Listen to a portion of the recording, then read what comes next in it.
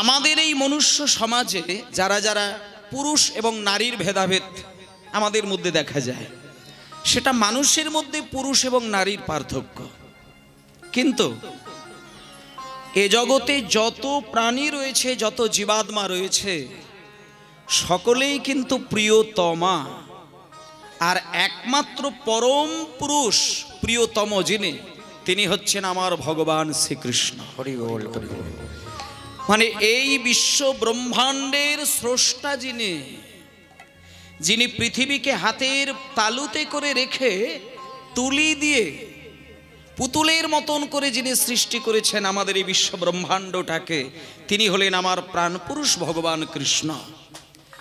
আর সেই পরমাত্মার থেকে কিঞ্চিত অংশ ছড়িয়ে রক্তমাংস গড়া হাড়ের দেহ নিয়ে আমরা জীবাত্মা জন্ম নিয়েছি।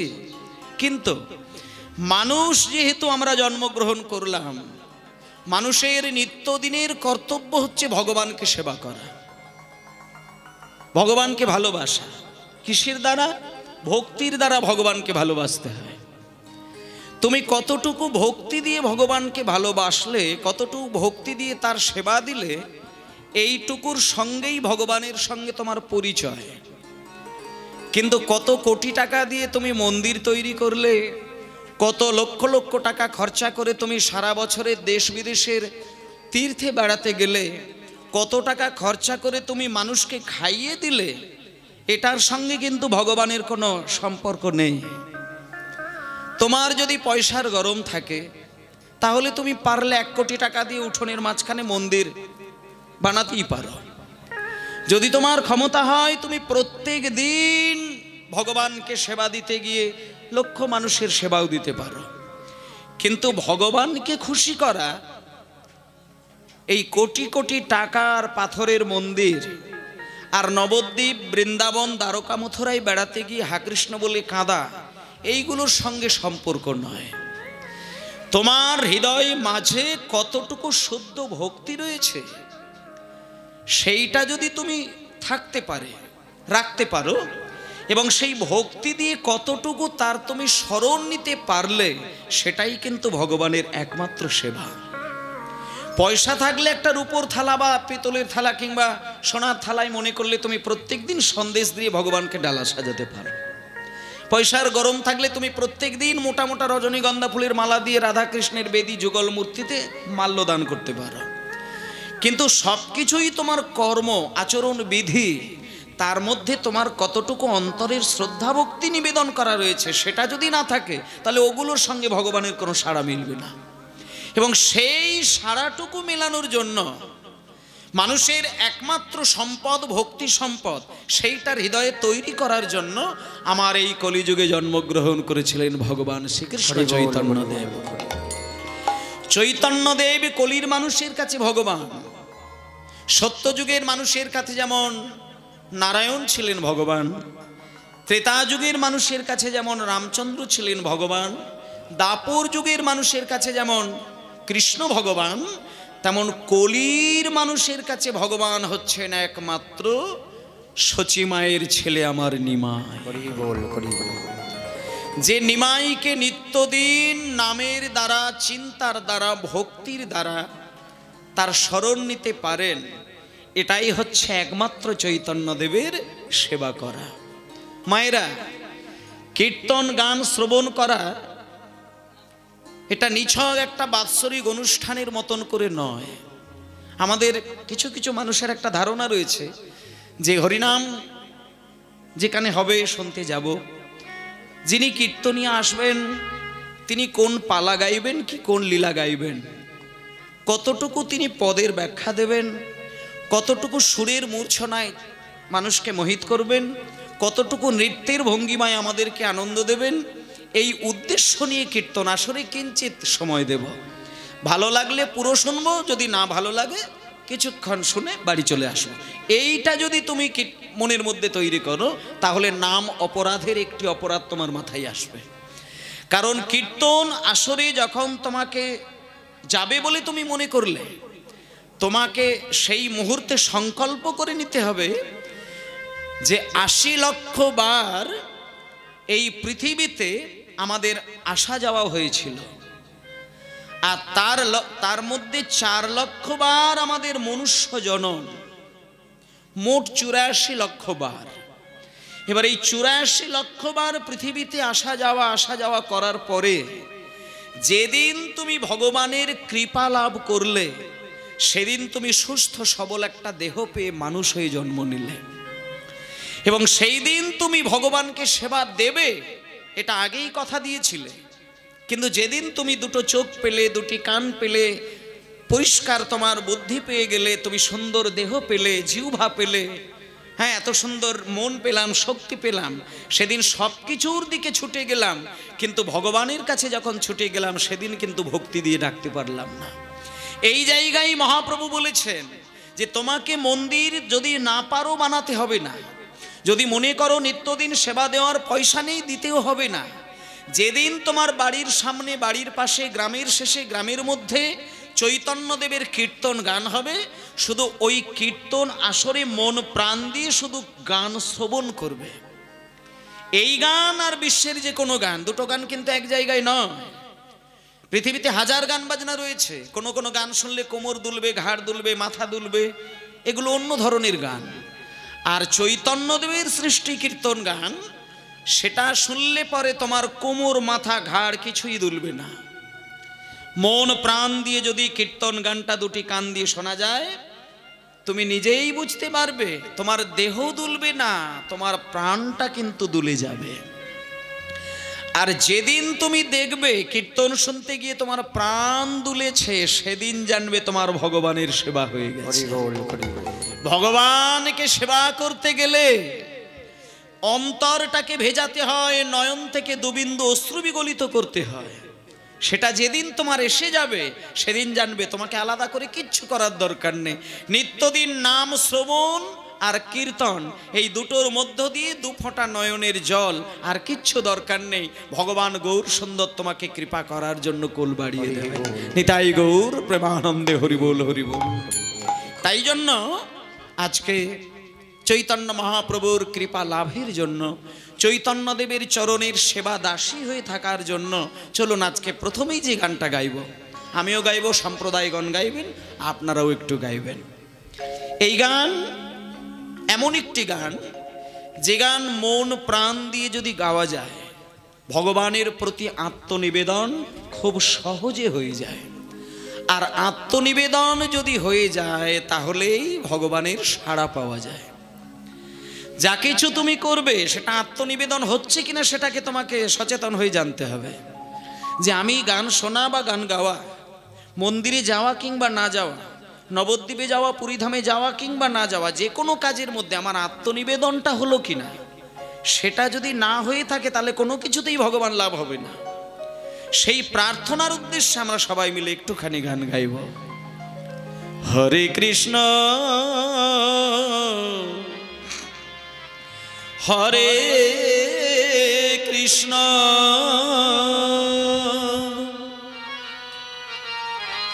কৃষ্ণ কৃষ্ণ হরে হরে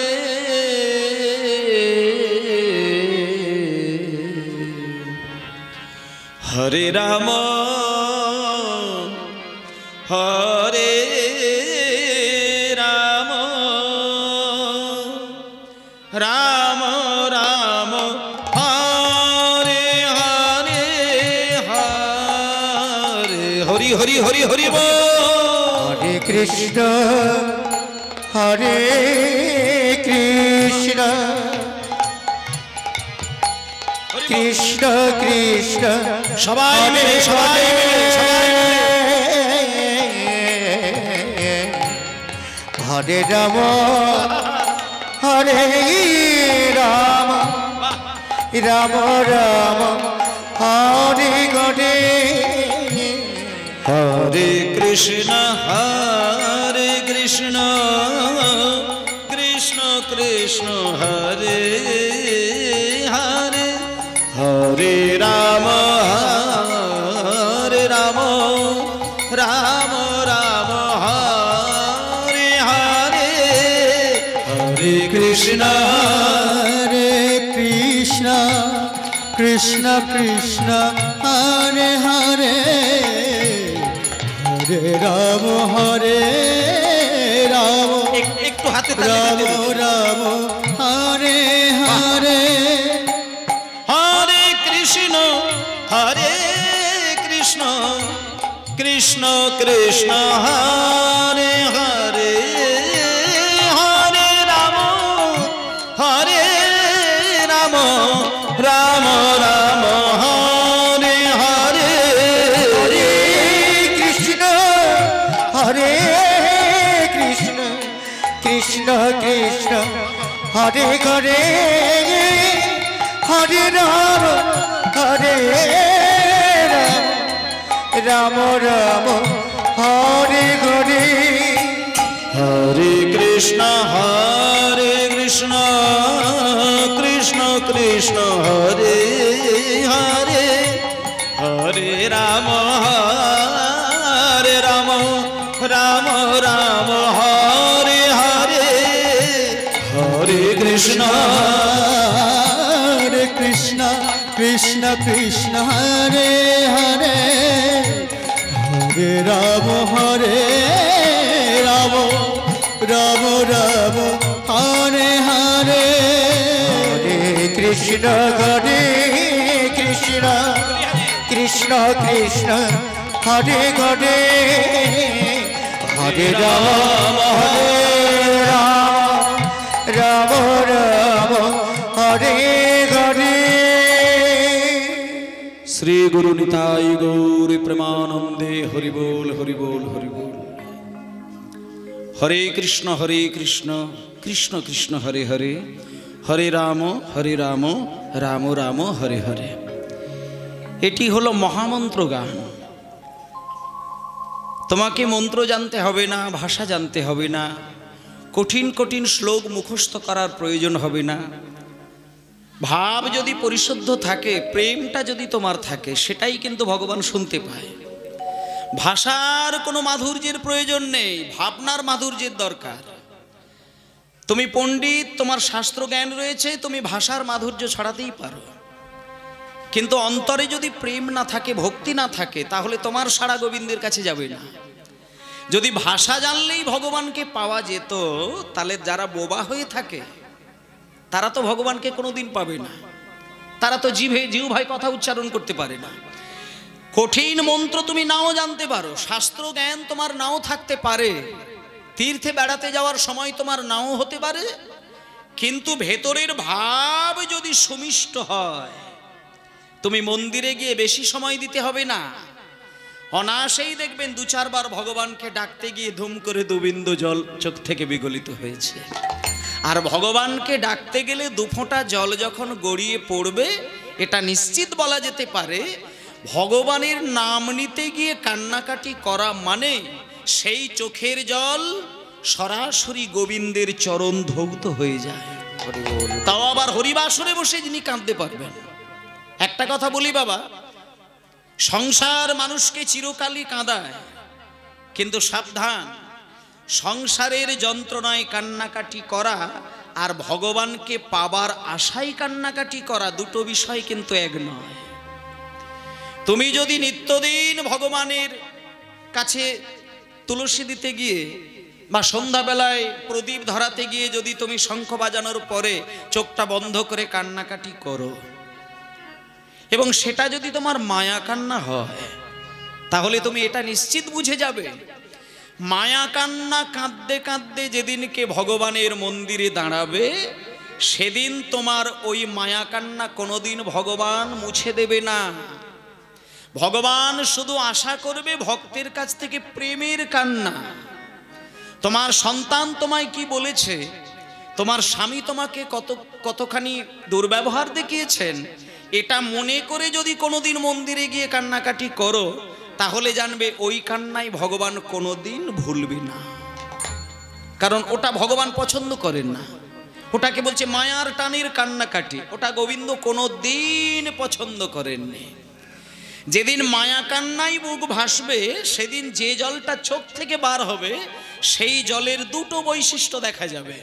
মায়া কান্না কাঁদলে পরে চোখের জল হবে গরম জল, আর 1 নম্বর কথা হচ্ছে মায়া কান্না কাঁদলে সেই জলের স্বাদ হবে নোনতা স্বাদের। যখন চোখ থেকে জল বার হবে, গরম জল বিগলিত হবে, জিহ্বায় যখন জল পড়বে সেটা নোনতা স্বাদের জল হবে।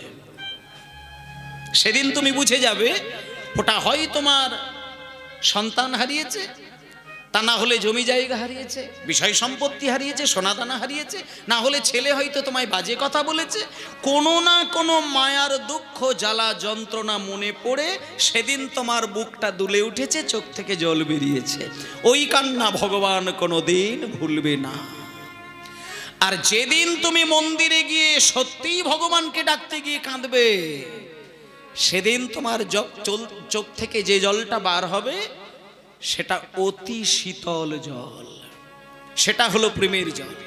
আর শীতল জল যখন চোখ থেকে বিগলিত হবে, সেই জল যখন তোমার জিহ্বার উপরে পড়বে, জানবে সেই জলের কোনো স্বাদ থাকবে না।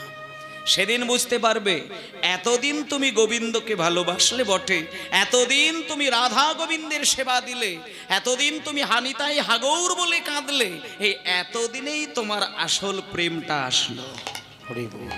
আর যেদিন তোমার আসল প্রেমের জল ভাসবে, সেদিন তুমি ভগবানকে হাত বাড়িয়ে চাইতে পারবে না, তুমি সেদিন চাইতে ভুলে যাবে। এটাকে বলছে প্রেম। প্রেম শব্দের মানেটা বুঝতে পারলেই কীর্তন শোনা সার্থক হয়ে যাবে মায়েরা। প্রেম কাকে বলে? সিরিয়ালে প্রেমের ঘটনা নানানভাবে দেখানো হয়, সিনেমা দেখতে গেলে সেইখানে প্রেমের কাহিনী নানানভাবে মানুষকে বুঝিয়ে দেন। কিন্তু ওই সিরিয়ালের প্রেম, সিনেমার প্রেম, স্কুল কলেজের প্রেম আর এই রাধা গোবিন্দের প্রেম এক হতে পারে না। রাধা গোবিন্দের প্রেমের মধ্যে রাধারানী বৈরাগ্যটাকে প্রকাশ করেছেন, আর এই প্রাকৃত জগতের যে প্রেম সেখানে কিন্তু ভোগের জায়গাটাকে প্রকাশ করেছেন। মানে আমি যদি কাউকে ভালোবাসি, ভালোবাসতে গিয়ে তার প্রতি কতগুলো স্বার্থের হাত বাড়াবে, এটা কিন্তু প্রেম বলে না। একজন একজনকে ভালোবাসে, কিন্তু ভালোবাসতে গিয়ে দেখা যাচ্ছে তার কাছ থেকে কিছু নেব, এটা তার স্বার্থের চিন্তা এসে যায়, এটাকে প্রেম বলছে না, এটা ভালোবাসা। ভালোবাসার আরেকটি রূপ। আস্তে মায়েরা, ভালোবাসাকে দুটো জাতে ভাগ করা হয়। একটা হচ্ছে বিষয় জাতীয় ভালোবাসা, আরেকটি হলো আশ্রয় জাতীয় ভালোবাসা। আশ্রয় জাতীয় ভালোবাসাই যদি তুমি ভগবানকে ডাকো, তাহলে ভগবান তোমার সাড়া শুনতে পাবে। আর যদি বিষয় জর্জরিত হয়ে ভগবানকে সারাটা জীবন ডেকে যাও, কোনোদিন ভগবানের কাছে তোমার শব্দ পৌঁছাবে না। তাহলে আশ্রয় জাতীয় ভালোবাসা আর বিষয় জাতীয় ভালোবাসা কাকে বলে, এইখানে একটু প্রকারভেদটা দেখতে হবে। যেদিন তুমি ভগবানকে ভালোবাসতে গিয়ে মনে করুন এই যে আজকে কীর্তন শুনতে এসেছেন, আমি কীর্তন গাইবো, আপনারা শুনবেন। এবার কেউ কেউ মনে মনে একটু চিন্তা করে নিচ্ছে কীর্তন শুনতে শুনতে, যে ঠাকুর, আমি যে তোমার হরিবাসরে বসে মন প্রাণ দিয়ে কীর্তন শুনবো, আমি মন দিয়ে শুনবো, তোমার কীর্তন শুনবো, কীর্তন গাইবো, তোমাকে সেবা দেব, সবই ঠিক আছে, কিন্তু আমার তুমি বাতের ব্যথাটাকে ঠাকুর সারিয়ে দিও। এখন এই বাতের ব্যথা সারিয়ে দেওয়া কি কোমরের যন্ত্রণা, হয়তো কেউ নুয়ে নুয়ে যায় একটু কোমরের যন্ত্রণা, সে যদি কীর্তন শুনতে বসে, সে মনে মনে চিন্তা করবে যে আমার কোমরের ব্যথাটা সারিয়ে দিলে আমার আর কিছু দরকার নেই। এখন এই বাতের ব্যথা, কোমরের ব্যথা, হ্যাঁ মাথা ব্যথা, পেট গুড়গুড়ানি, এই সবগুলো যদি হয় কারোর, এই চিন্তা করে যদি কেউ কীর্তন গায় বা কীর্তন শোনে, তাতে করে একটা কথা বলি মায়েরা, ছেলের বিয়ে, ব্যবসা বাণিজ্যে উন্নতি, একতলা বাড়ি দোতলা, দেহের কোনো যন্ত্রণা, এই কামনা করে যদি কোনোদিন ভগবানকে ডাকেন, কি হবে জানেন? ভগবান আপনার প্রতি খুশি হবেন। কারণ ভগবান একটা জিনিস বুঝে গেলেন, যে ওই ভক্তের কামনাটাকে যদি আমি পূরণ করে দিতে পারি, তাহলে আমার দায়িত্ব থেকে আমি মুক্তি পেয়ে গেলাম। এটা আমার কথা নয়, এটা শাস্ত্রে বলেছে, কৃষ্ণ যদি ফিরে কাউরে ভক্তি মুক্তি দিয়া, ভক্তি মানে হচ্ছে ভোগ। যেমন আমি একটা বাড়ি তৈরি করব, এটা আমার ভোগের সম্পদ। আমি একটা দামি গাড়ি কিনবো, এটা আমার ভোগের সম্পদ। আমার বাতের ব্যথা সরে যাবে, ওটা আমার ভোগের জিনিস। তাহলে এইগুলো হচ্ছে ভোগ, এটা তোমাকে কৃষ্ণ দিয়ে দেবেন। তাহলে ভক্তি মানে ভোগ, আর মুক্তি মানে মোক্ষ। মোক্ষ কাকে বলে না, এই মায়ার যন্ত্রণা থেকে ধীরে ধীরে তুমি আমাকে সরিয়ে তুমি তোমার আনন্দ সাগরে আমাকে পৌঁছে দিও, এটাকে বলছে ভুক্তি। ভোগ, মুক্তি মানে মোক্ষ, মানে মোক্ষ দেওয়া, ভোগ লাভ করে দেওয়া ভগবান অনায়াসে দিয়ে দেয়, কিন্তু ভগবানের যে জিনিসটা দেয় না সেইটার জন্য তোমাকে পাগল হয়ে কাঁদতে হবে। এখানে যারা তাস খেলতে জানেন তারা কিন্তু আমার থেকে ভালো বেশি জানেন। তাস যখন কেউ খেলে সব তাসগুলোই দুমদাম করে ছেড়ে দেয়, একটা তাস আছে যেটা চট করে কিন্তু ছাড়ে না। কোন তাস? হ্যাঁ, কোটিভঙ্গ কোন তাস? তুরুপের তাস। তুরুপের তাসটা দেখবেন চট করে কিন্তু কেউ ছাড়ে না, ওটা রেখে দেয় যে না ওটা আমার হস্ত, ওটা আমি ছাড়বো। তাহলে এই যে তুরুপের তাস একটু একটু একটু ধরে সামালে ছাড়ে যে না ওটা আমার শেষ অস্ত্র, যখন দেখছি যে আমার দেয়ালে পিঠ ঠেসে গেছে ওটা দিয়ে তখন আমি সব সমাধান করে দেবো। তাহলে এই যেমন তাস খেলতে গেলে লোকে তুরুপের তাসটা একটু ধরে সামালে ছাড়ে, তেমনি ভগবানেরও একটি তুরুপের তাস ছিল, সেটার নাম হলো প্রেম। দেখুন পদের মধ্যে বললেন, কৃষ্ণ যদি ফিরে কাউরে ভক্তি মুক্তি দিয়া, প্রেম কভু নাহি দেন রাখেন লুকাইয়া। উনি প্রেম দেন নাই। সত্যযুগে নারায়ণ তিনি ভগবান হয়েছেন কিন্তু প্রেম দিতে পারেননি। ত্রেতা যুগে রামচন্দ্র তিনি ভগবান হয়েছেন কিন্তু প্রেম ঢেলে দিতে পারেননি। আর দাপরে কৃষ্ণ তিনি ভগবান হয়েছেন কিন্তু কলসি উজাড় করে প্রেম দিতে পারেননি। প্রেম যদি অনায়াসে সবাইকে উজাড় করে দান করতে হয়, একমাত্র আমার সচি মায়ের ছেলে নিমা। নিতাই গৌর প্রেমানন্দে হরি বল হরি বল। তাই জন্য শাস্ত্রে বলছে, তুমি গাড়ি বাড়ি বিষয় সম্পত্তি সোনা দানা গয়না কাটি জমি জায়গা স্বামী পুত্র সবকিছু দিয়ে যদি ভগবানকে ডাকো, ভগবান তোমার জন্য খুশি হয়। কিন্তু কেউ যদি মনে করে ঠাকুর আমি ওসব কিচ্ছু চাই না, তুমি শুধু তোমার রাঙা যুগল চরণখানা আমায় দান করো, এটা যদি কেউ বলে ভগবান দুম করে দূরে সরে যায়। কেন না, উনি প্রেমটা চট করে কাউকে দিতে চান না। একমাত্র প্রেমের জালে যদি ভগবানকে কেউ কাঁদাতে পারেন, তখন ভগবান অনায়াসে তার কাছে নিজেকে বিক্রি হয়ে যায়। যেটা একটু আগে বলছিলাম, মায়া কান্না কাঁদলে পরে ভগবান তোমায় মায়ার যন্ত্রণা সাগরেই ডোবাবে, কিন্তু একমাত্র প্রেমের কান্না কাঁদলে ভগবান নিজেকে ধরে রাখতে পারে না, নিজেকে ভক্তের কাছে বিক্রি করে দেয়। আর সেই জন্য আজকে এই কীর্তন। কীর্তন গান শোনা মানে আমাদের আনন্দ করার জন্য নয়, কীর্তন শোনা মানে 3 ঘন্টা কীর্তনী আর আদব কায়দাটাকে দেখার জন্য নয়। কীর্তন শোনা মানে একমাত্র ভগবানের প্রতি গান শুনতে শুনতে আমার আত্মনিবেদনটা করে দেওয়া। আত্মনিবেদন আপনাদের যখন হবে, দেখবেন আমি একটা প্র্যাকটিক্যাল কথা বলি, যদি কোনোদিন আপনি ভগবানের কাছে আত্মনিবেদন করতে পারেন, আপনি নিজেই বুঝতে পারবেন আপনার চোখ থেকে কত বিন্দু জল গড়িয়ে গেছে, আপনি নিজেও বুঝতে পারবেন না। আপনি খেয়ালই করতে পারবেন না কপটা নয়নের জলে আপনি এতক্ষণ বুক ভাসালেন। সেদিন জানতে হবে ভগবানের প্রতি আত্মনিবেদন ইতিমধ্যেই হয়ে গেল। তাই চলুন, অরূপ স্বরূপ সগুণ নির্গুণ দয়াল ভয়াল হরি,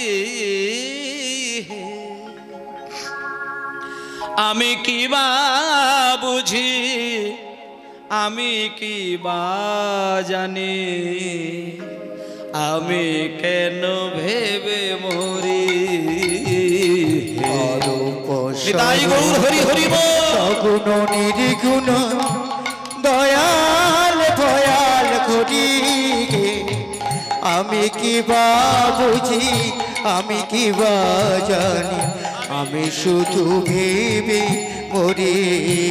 আর অরূপ স্বরূপ সগুণ নির্গুণ দয়াল ভয়াল হরি, আমি কি বা বুঝি আমি কি বা জানি, আমি কেন ভেবে মরি। হরি বল হরি বল। নির্গুণ দয়াল ভয়াল হরি, আমি কি বা জানি আমি কি বা বুঝি, আমি কেন ভেবে মরি। দাঁড়াও দাঁড়াও দাঁড়াও দাঁড়াও একটুখানি। এই গানটার মধ্যে বললেন অরূপ স্বরূপ সগুণ নির্গুণ দয়াল ভয়াল। আসতে বলছে ভগবানের রূপ কতখানি দেখুন, কখনো তিনি অরূপ আবার কখনো তিনি স্বরূপ। তাহলে অরূপ স্বরূপ, সগুণ নির্গুণ, কখনো তিনি গুণের সীমা রাখতে পারেননি, কখনো আবার তিনি নির্গুণ হয়ে বসে থাকেন। তাহলে ভগবানের এত রূপ, তারপরে কখনো কখনো দয়াল, কখনো কখনো ভয়াল। একই ভগবান কারো কাছে ভয়াল রূপ ধারণ করে বসে থাকেন, কখনো আবার দয়াল ঠাকুর হয়ে যায়। যেমন একটা প্রমাণ, এই যে বৈশাখ মাস, এই বৈশাখ মাসে গতকালকে একটা ভালো তিথি গেল। কোন তিথি? অক্ষয় তৃতীয়া। আচ্ছা, এই অক্ষয় তৃতীয়ার দিনটা পালন করা হয় কেন? অক্ষয় তৃতীয়ার দিনটা এসেছিল কেন বলে রাখি। এই যে বাঙালির 12টি মাস, 12 মাসের মধ্যে সব থেকে পবিত্র মাস হচ্ছে বৈশাখ মাস। কেন না, বৈশাখ মাসে যা যা পবিত্র ঘটনা ঘটেছিল তুলনামূলকভাবে অন্যান্য মাসে ততগুলো ঘটনা ঘটেনি। যেমন সব থেকে বড় কথা হচ্ছে এই অক্ষয় তৃতীয়ার দিন সত্য যুগের জন্ম হয়েছিল। তাই জন্য এই বৈশাখ মাসটা হচ্ছে সত্য যুগের জন্ম মাস, এবং এই অক্ষয় তৃতীয়ার দিনটা সত্য যুগের জন্মের দিন এই তিথিতে, তাই সেটা অক্ষয় তৃতীয়া। তারপরে আর একটা কথা হচ্ছে বুদ্ধ পূর্ণিমা এই বৈশাখ মাস, বুদ্ধদেবের আবির্ভাব হয়েছিল এই বৈশাখ মাসে। নৃসিংহ চতুর্দশী এই বৈশাখ মাস, নরসিংহদেবের প্রকটের দিন এই বৈশাখ মাসেই। এইবার দেখুন, নরসিংহ রূপ ধারণ করেছিলেন একই ভগবান। কেন? পিতা পুত্র ভগবান দুই রকম হয়ে গেল। প্রহ্লাদের পিতা হচ্ছে হিরণ্যকশিপু। হিরণ্যকশিপুর কাছে কিন্তু ভগবানের রূপটা ছিল ভয়াল ভয়ঙ্কর, আর তারই পুত্র প্রহ্লাদ, তার কাছে কিন্তু দয়াল ঠাকুর। কংসের কাছে কৃষ্ণ হচ্ছে ভয়াল, আর রাধারানীর কাছে কৃষ্ণ হচ্ছে কি? দয়াল। মনে করুন এইখানে যারা আছেন, বাবারা রয়েছেন, মায়েরা রয়েছেন, ভাইরা রয়েছেন, বোনেরা রয়েছেন, তা আমি যদি বলি এখানে যাদের সুগারের পার্সেন্টেজটা বেশি আছে যাদের, এবং 10 বছর 20 বছর ধরে যারা সুগার রোগে ভুগছেন, তার কাছে গিয়ে যদি কেউ প্রশ্ন করে যে দাদা আপনি তো 20 বছর ধরে সুগার রোগে ভুগছেন, তা আপনি বলতে পারবেন সব থেকে ভালো রসগোল্লা কোন দোকানে পাওয়া যায়? এখন সুগার রোগীর কাছে যদি কেউ রসগোল্লার সন্ধান খোঁজে, আচ্ছা বলুন সুগার রোগী বলতে পারবে কি? সে তো বেটা রোগের যন্ত্রণায় ভুগছে, সে রসগোল্লার স্বাদ সম্পর্কে সে তো বহুদিন আগে ছেড়ে দিয়েছে। তাহলে সুগার রোগীকে রসগোল্লার স্বাদ জানতে চাওয়া আর সব থেকে ভালো রসগোল্লা কোথায় পাবে এটা খোঁজ নেওয়া, ওটা সুগার রোগীর কাছে গেলে হবে না। সে তোমাকে ভুল ঠিকানা দিয়ে দিতে পারে। তাহলে তোমাকে যেতে হবে কার কাছে? না, যে সব থেকে বেশি রসগোল্লা খায়, পছন্দ করেন, তার কাছে যেতে হবে। ঠিক তেমনিভাবে তত্ত্বের দিকে বলছেন, তুমি যদি কংসের কাছে গিয়ে হাত পেতে জিজ্ঞেস করো যে কৃষ্ণ কেমন ভগবান, মায়েরা বলুন তো কংস কি উত্তর দেবে?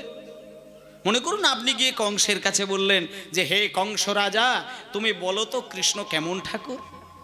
কংস কি বলবে? কংস বলবে কৃষ্ণ ও একটা দুষ্টু ছেলে, ও আমার রাতের ঘুম কেড়ে নিয়েছে। তাহলে কংসের কাছে গেলে কৃষ্ণ সম্পর্কে সার্টিফিকেট যদি নিতে হয়, কংস বলবে ও একটা দুষ্টু ছেলে যে আমার রাতের ঘুম কেড়ে নেয়। কিন্তু আপনি কংসের কাছে না গিয়ে যদি রাধারানী করেন যে কৃষ্ণ কেমন, রাধারানী কি বলবে? রাধারানী বলবেন কৃষ্ণ আমার আস্বাদনীয়, রসালো, সমিষ্ট একজন প্রেমিক ভগবান। তাহলে একই ভগবান কি হলো? কারো কাছে অরূপ, কারো কাছে স্বরূপ, কারো কাছে নির্গুণ, কারো কাছে সগুণ, কারোর কাছে দয়াল, কারোর কাছে কি? ভয়াল। এই জন্য গানের মধ্যে বললেন অরূপ স্বরূপ সগুণ নির্গুণ দয়াল ভয়াল হরি, আমি কি বা বুঝি, আমি কি বা জানি, আমি কেন ভেবে মরি। হরি হরি স্বরূপ সগুণ নির্গুণ দয়াল ভয়াল করি, আমি কি বা বুঝি, আমি কি বা জানি, আমি শুধু ভেবে মরি। রূপে এসেছি কেমনে বাজাবো। দাঁড়াও দাঁড়াও একটু, তুমি দাঁড়াবে, বসবে না। হোমায়রা, এই গানটার মানেটা যদি বুঝতে পারেন, আমি বলবো কীর্তন শোনা সার্থক। মানে যখন কোনো কীর্তনিয়া গান গাইবে সেই সময়টা মনটাকে অস্থির করলে কিন্তু চলবে না।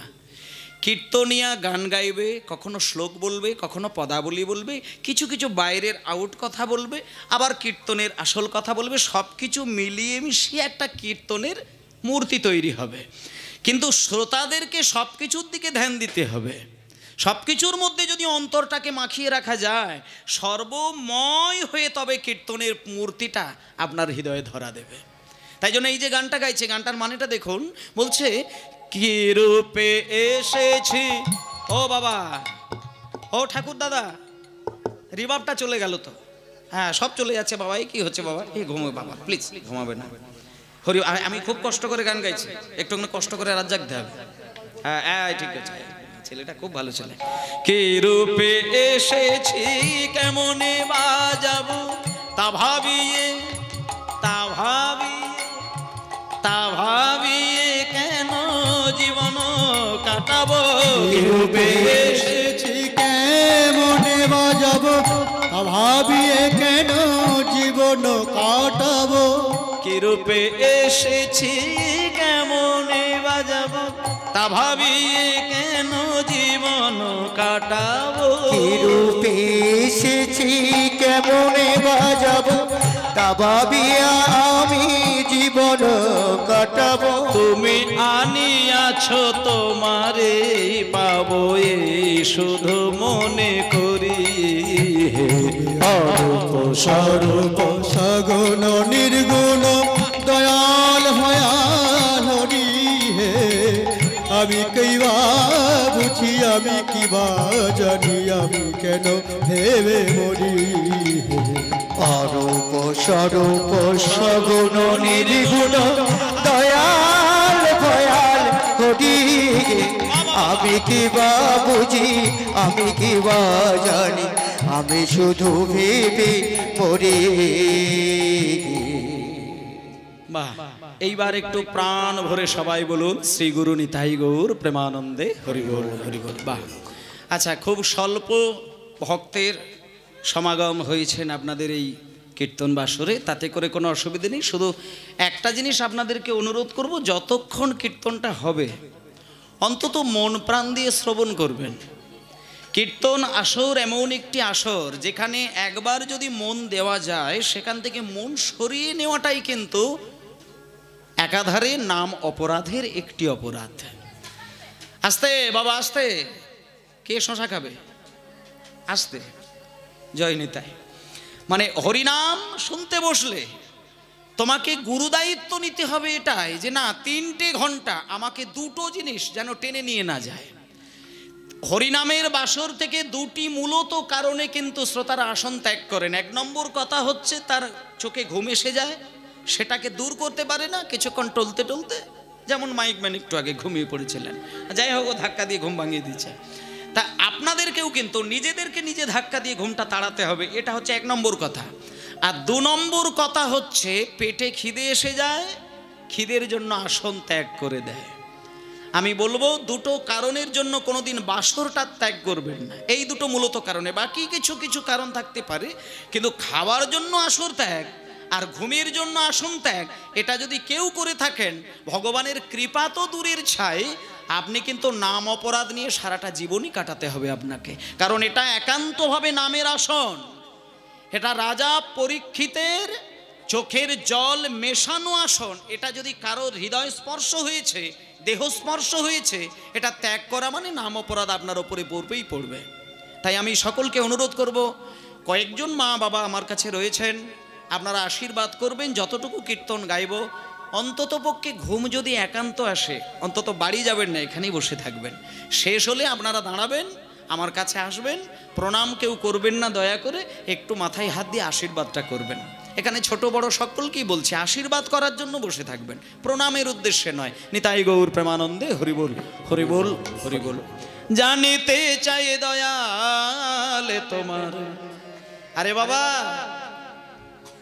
10,000 20,000 20,000 ভক্তের দরকার নেই, ভক্ত যদি সঠিক মানের সঠিক মনের হতে পারে, 10 জন ভক্তের কাছেই কিন্তু ভগবানের নাম গান হয়ে যায়। 1000 শ্রোতার প্রয়োজন হবে না, 100 লোকের মধ্যেও কীর্তন হবে, সেখানেও চৈতন্যদেব আসবে। শুধু ডাকার মধ্যে যদি ব্যাকুলতা থাকে তাহলে এখানেই ভগবান আসবে। নামের দ্বারা নামীকে ডাকা যায়, বাকি কোনো কিছু দিয়ে ডাকা যায় না। তুমি লক্ষ টাকার মন্দির বানালে ভগবান আসবে এই গ্যারেন্টিটা দিতে পারবে না, কিন্তু নাম করতে করতে চোখে জল আসলে গ্যারেন্টি দিয়ে বলা যায় ভগবান সেখানে নামবেই নামবে। তাই চলুন, জানিতে চাই দয়ালে তোমার কি আসলে নামটা কি।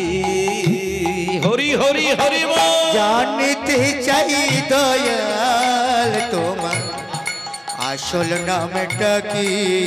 নাম জানিতে চাই, জানিতে চাই দয়াল তোমার আসলে নামটা কি। জানিতে চাই দয়াল তোমার আসল নামটা কি। মোরা কত নামে, মোরা কত নামে ধরা ধামে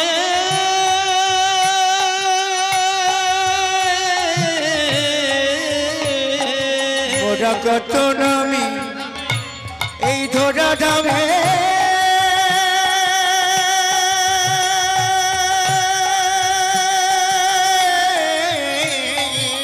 মোরা কত নামে আরে ধরা ধামে কত রকমেতে ডাকে।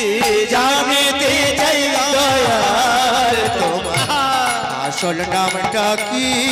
হরি হরি হরি বল।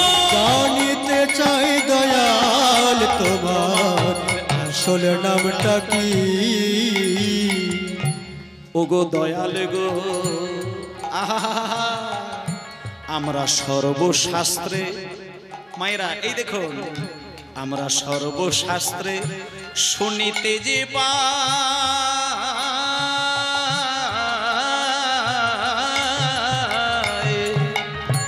ওগো দয়াল তোমার নাকি পিতা মাতা নাই, তাহলে তোমার নামকরণ কে করিল বসে ভাবি তাই। তোমার নামে করণ কে করিল বসে ভাবি তাই। তোমার নাম কদম কে করিল আছে ভাবনা। তোমার নামি কিবা ধামি কিবা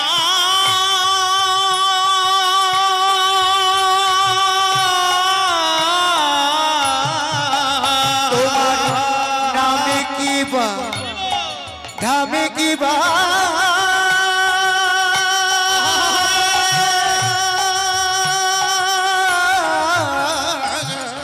তোমার নামে কিবা ধামে কিবা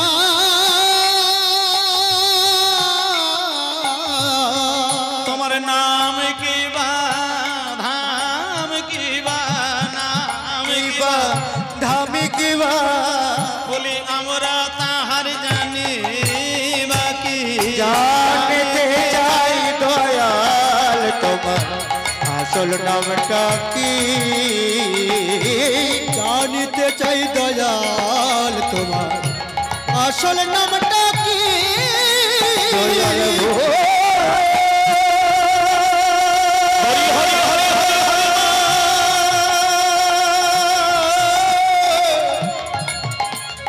ও দয়াল গো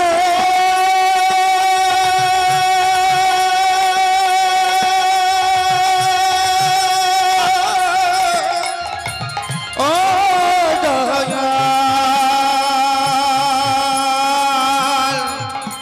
প্রাণ দয়াল গো। নামে কিবা ধামে কিবা আমরা তাহার জানি বাকি। জানিতে চাই দয়াল তোমার আসল নামটা কি।